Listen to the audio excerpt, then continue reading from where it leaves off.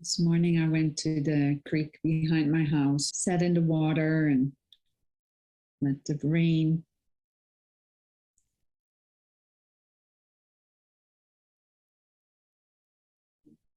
just come onto my body. And it's really wonderful.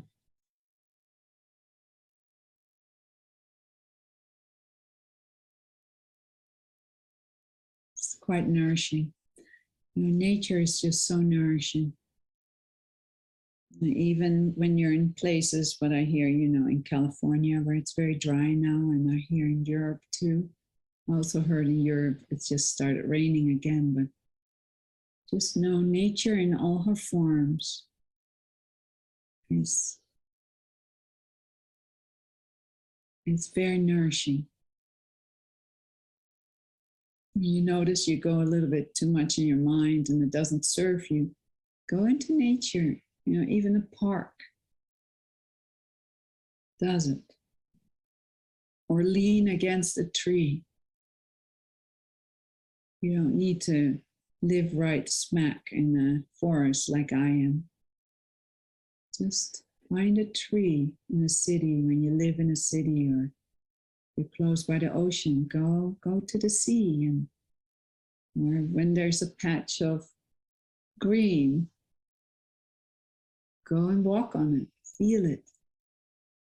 It's quite powerful to receive that natural energy that fills us up every day. As is also here, just coming together, sitting. I assume a lot of you sit in meditation, even if it's 5 minutes a day, just filling up, filling up our bodies, filling up our battery. We need to be filled up just with regular food, not too much, not too little, just right, what's right for your body. But also the highest food is the silence, is nature. It's our nature feeding us. And that's even more beautiful when we come together here. It's so powerful. Don't underestimate the power. And the more we are allowing ourselves to be filled up, letting our bodies be filled up by silence, our silent nature, the more actually we also do that for our surroundings.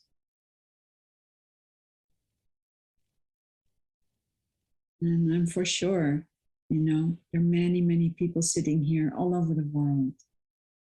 Just imagine that, so many people sitting together, apart and together simultaneously.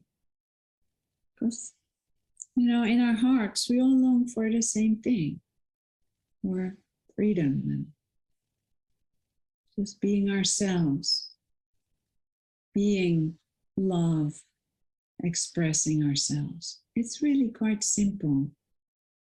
And then for each of us, we have different wishes of the expression of love. Can be being with people, can be taking care of a garden, can be playing beautiful music, whatever it is, or cooking a wonderful meal. It's natural to our body being, to our heart, to our belly, to want to offer love. It's natural. It's the natural flow of life. And when that gets truncated, there comes an unhappiness, a sadness, kind of like, we know we want to give, we know we want to flow, we know we want to be creative, whatever that looks. Perhaps you're a computer programmer. You want to be creative in that way. Or creative in creating a family. Or a certain business. But we need to know by deeply connecting with our nature within first, and filling ourselves up so that it can overflow. You know how you have with the tarot cards, you have those cups that are overflowing. That it's kind of like that. It's that the more we're filling ourselves up with the goodness of our nature, the silence of our being, and the nature outside ourselves, it's just naturally our bodies become more vibrant, and naturally we want to give. That's the natural flow. And then we know when we're over giving that it sucks us empty. Then we need to go back and sit or have some good nourishing food, or good nourishing food that comes from nature in the form of the silence of our being, or in the form of a wonderful salad, or a wonderful meal that's being prepared, nourishing soup. Don't underestimate how important it is to care for our bodies. It's the most precious thing. Life is really different when your body is quite ill and when your body is healthy and vibrant.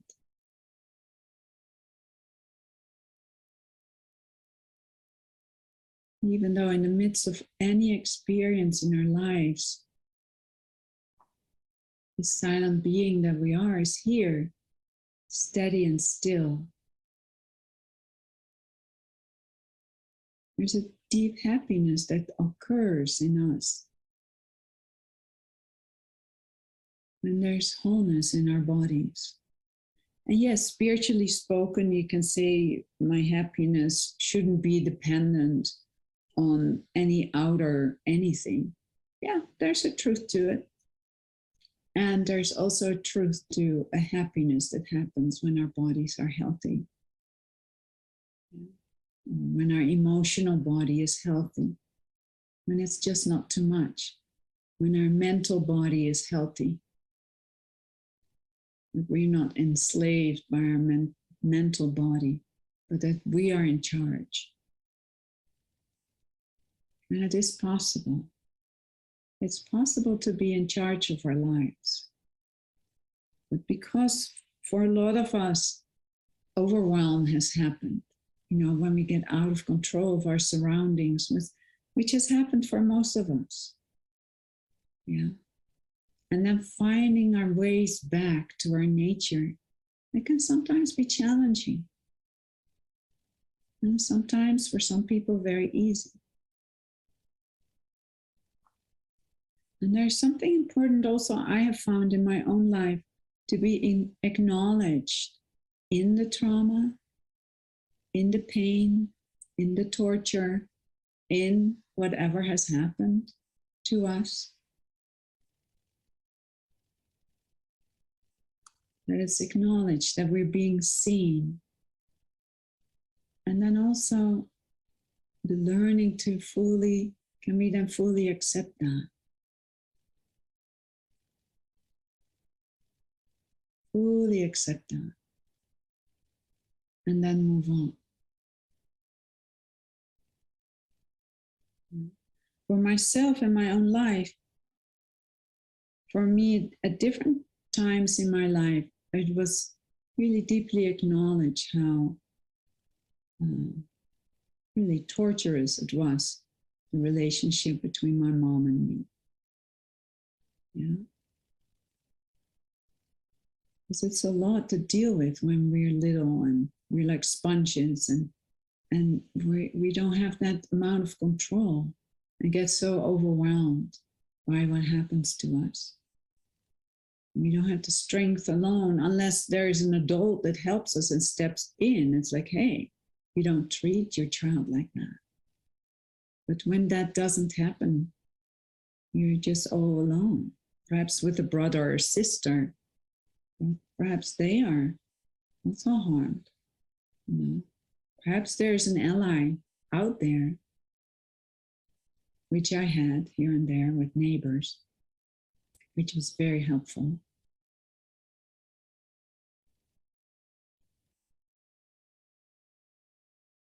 And, the older we get, we all know we are affected either by our families, or by our surroundings, let's say surroundings, in very positive ways and also quite negative ways.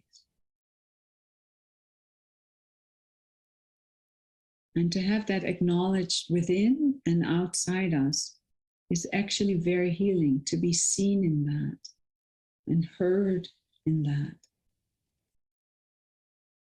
Because that's the message, first of all, you're not crazy, but also a message, you're not alone in this. You're not alone. And then it's easier to accept and come to a healing inside. And coming back into our bodies, because mostly when there's a lot of harm that happens, either our emotional body becomes very overwhelmed, or our physical body, we cannot even be in it because it's too overwhelming. So when we find the pathway to actually come back in, and then learning to accept what has happened or not, what did not happen, the missing experience. Then we can learn to receive wholeness and healing and come back to ourselves. It's very powerful. For me, it was very helpful that I could, I had my shoes ready by the door so I could slip into them and run to the neighbors as fast as I could, because I know they knew the situation, and I also knew that I was safe there. I could sit on the lap of the man, of the neighbor, and I knew everything was okay then. Yeah. So I had the luck to have that, at least that. And some of my nervous system could calm to some extent before I would go back home again.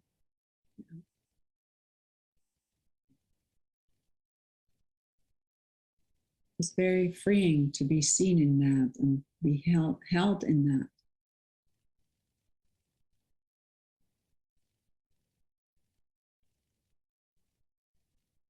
And I knew that there was also love, that I also knew there was goodness. It is possible to be held in a loving way.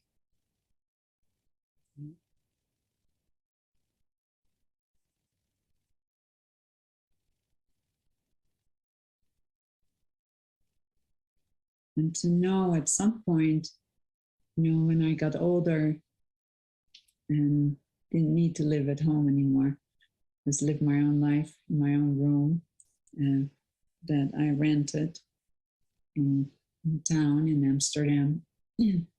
Just feeling that freedom, nobody telling me anymore what to do or not.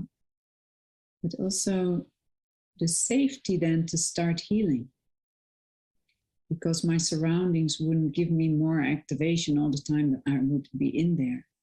And then learning just little things that, because I don't know if I ever shared that here, but I remember in the weekends, I was studying first physical therapy or physiotherapy, we call it in Dutch.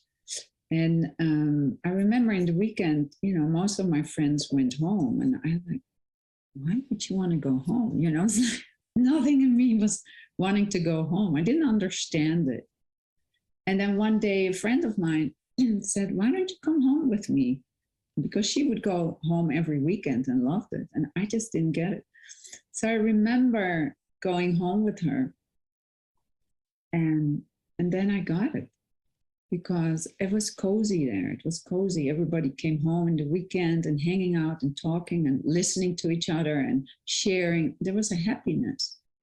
And I just ran out of the living room because it was just so overwhelming for me. I mean, it just even touches me when I speak it now. And I would just sit in the trappenhuis, we say, in the hallway with the stairs, and just sitting on the stairs and just crying, because I got like, oh, this is how it's supposed to be, that you can just be together and have nice conversation and have fun.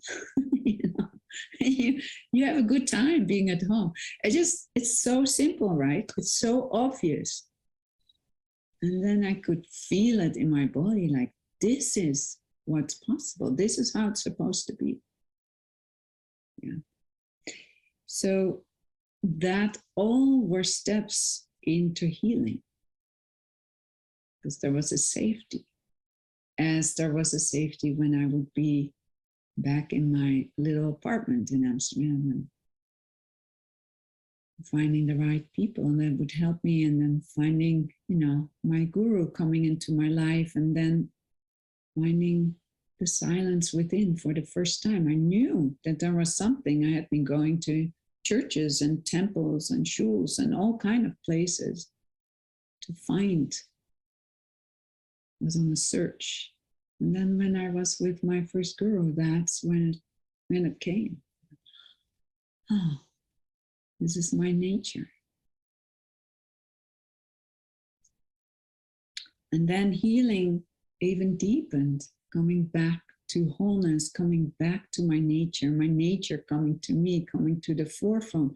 When we know who we are, even when we have little tastes, and then anything that is still imprisoned, that's conditioned self that doesn't serve us, that we believe or don't believe anymore, but we just cannot let it go. And it's not up to us to let it go. It lets go in its own time. But the more there is the silence, the knowing that our nature, our silent nature, holds our body beings, it's really the holder of that, then over time it gets easier and easier to rest here in that silent body, to let the rest of the body rest in that silent body that we are, to come to wholeness, to melt into it, so that any imprisoned self,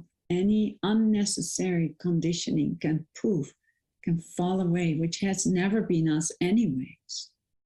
And sometimes it takes a lot of intensity to let that vibrate before it melts. Sometimes we need to do a lot of body-centered, perhaps therapy, have somebody holding our hands. It's not necessary for everyone. Sometimes when our nervous systems are so activated, it's so hard for that to rest by ourselves. We need another nervous system. We need another silent being to hold that space. So it takes tremendous courage and compassion for ourselves and each other, to help ourselves and each other to come fully home. We can have an awakening experience, which is so important, is so beautiful. But then we need to keep going. There are more steps. Because all of our imprisoned self wants to melt away. Yeah. All that's not real wants to go. Yeah. Wants to be seen through. And the body needs to digest it till it's done digesting. And then more and more, no matter what happens in our humanity, we're learning to rest. We're knowing more deeply till it's fully realized that, wow, all there is my nature. All there is my nature. All there is silent nature that cares for everything, that takes care all the time. Yeah. And it doesn't mean in my humanity still there are no challenges. I even had a few nights ago, I woke up in the night and it was this rage. I was enraged about a few things. I was just so angry. And part of me wanted to call some friend in Europe because they were up already. It's like, no, I just gonna lay here and just let it do its thing. And I just rested back and let the rage do its thing, and just moving and poof. At some point, I was done. because I knew really in my heart, everything will fall in. So it's the acknowledgement first of that experience in the body, taking away the story, letting it rage, letting it do, letting it vibrate, and just resting back. And I wrote about it in my newsletter, and it's so powerful. It's the highest power when we rest back in any experience. If it's the most amazing pleasure you can have, the most amazing orgasm, resting back. If it's the most amazing rage, resting back. If it's here just right now, resting back. When we really get that, just something starts deeply relaxing in ourselves, in our body beings. Because it's the trust, the true trust is born. And a knowing, it comes from wisdom, it comes from the inner experience, like, oh, wow, it's actually okay to rest back in the midst of mayhem. Because when there is mayhem in growing up and it's challenging, we want to run, we want to fight or flight or do something, find somebody or go numb. And to know, wow, mayhem, I don't have to go in there anymore. I don't have to react anymore. I can just rest back. Is it okay? Yeah, rest back. Is it really okay? Yes. Oh, really? Really? Yes. Yeah. And we trained so deeply not to rest back. We trained fear. Go in fear, take action, do this, do that. No, rest back. Rest back. Life is a trust game. In one way, it's a surrender game, but truly it's also a trust game. When we trust, there's relaxation. And that's part of true, you could say, enlightenment or freedom, is there's a relaxation. You can feel it in people. Something is relaxed in the midst of whatever. Something is relaxed. There's a steady presence that's relaxed. To me, that's a very high practice till it just naturally happens. And it also reminds me of Thich Nhat Hanh, how he spoke, when something happens, he puts his hands on its belly and breathes. It's really the same thing. I call it relaxing back, resting back, resting back. Because what happens when we rest back, we're not actively engaging, but then our body, we're steady in our body. It's not resting back, we remove, we stay steady. We don't go this or this, we're steady, resting back here, then become receivers. And then it's also easier to make choices. It's like, no, I'm not going to go there anymore. I don't have to do that. I rest back and I just let this do. Or from this resting back, receiving, let's say something really good happens. When you rest back, you can fully receive it. You can receive the goodness in your body when you rest back. Steady presence. Or you notice you can take very strong action and speak up. This is not what I'm going to do. No, it comes from the resting back. Very powerful because it gives a sense that you're in control of your life. And it's not a control as reaction. I need to keep control. I need to.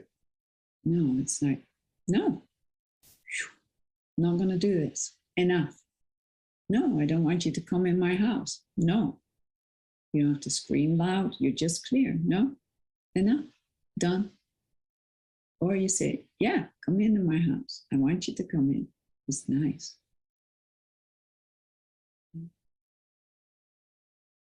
So the more we rest back, the more we're in connection. We're in this deep bond of connection with our bodies. That's these vehicles. That's why I speak about it. It's the most precious. It's the most precious. When we all would know how precious our body is, we would never put anything in it anymore that we know is not okay. If it's any form of medicalization or pills or whatever, or food, literally solid food, or so-called spiritual food, surroundings, that's in our surroundings. Of course, I can say that very easily here. You know, like I need to take, what do you call that? Immune suppressant pills because I have a wonderful new kidney. Well, it's not new anymore. It's here now 5 years. So it feels really is mine. So it's quite a conundrum, right? Like officially, these pills are not the, you know, I won't take them if I don't need. So I take them less and less. I know one day I won't have to take them. So that's the paradox of life too. We need to weigh, and then we need to rest back and see what's the right amount, what's really right here. Daring to feel that, daring to stand for that, daring to trust that too. Yeah? And then daring to speak up with that. Because for instance, I work with a nephrologist and, you know, I tell her how much I want to take or not. She's now used to it. But, you know, it's like daring to own our nature, daring to own the truth and the love in our body being. Because the more, as I said, the more we're resting in silence, the more our body falls into silence, is able to fall in and is one. So there's no difference anymore between body and being. It's body being. It's one thing, one space, body. Yeah. And then we are in charge. We are the stewards of our lives as this space, body, being, silent being, whatever you want to call it. Yeah. And then daring to stand up for that, daring to live this. We all mess up. Yeah, we all do. We all do the best we can. We all do. Yeah. I still mess up every other day, if not every day. But there's not the judgment about it. Yeah. I just know I follow to the best of my abilities what wants to be lived here.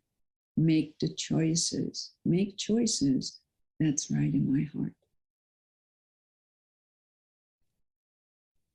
So, for instance, you know, around the pills, that's, I think, a good example. So when I'm with my doctor lady, which I really like, and she lives in a totally different matrix than I live.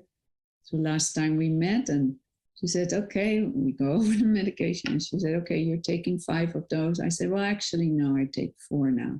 That's better. And she looks at me, she said, yeah, that doesn't surprise me.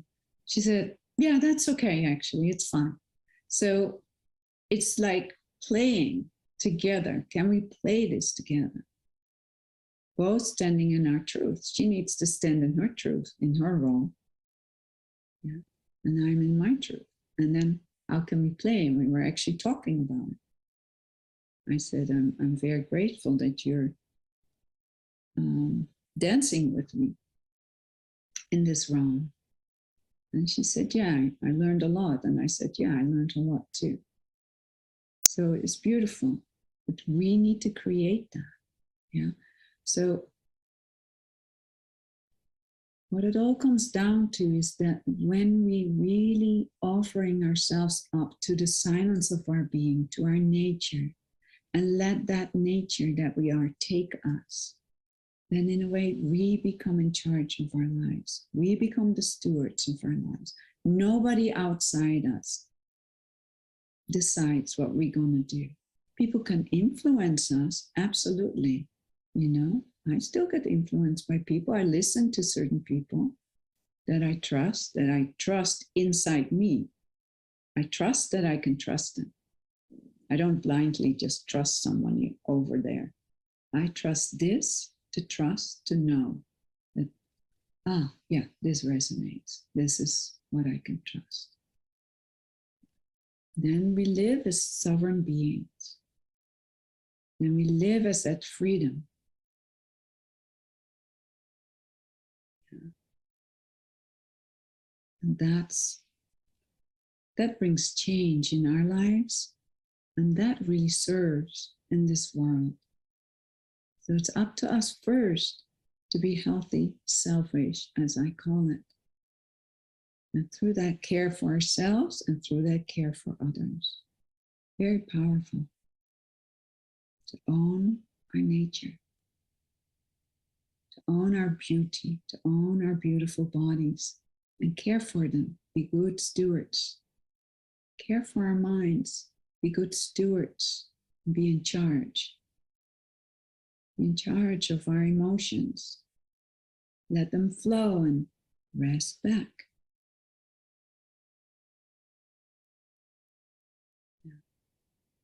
And then we can say stop when it needs to be stopped. We can say yes when it needs to move more. Yeah.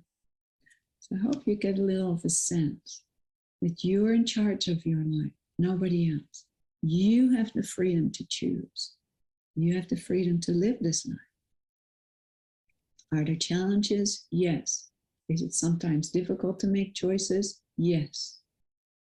But in the end, it's all resting back. Resting back and listen and wait till the right movement wants to come and that what wants to be lived.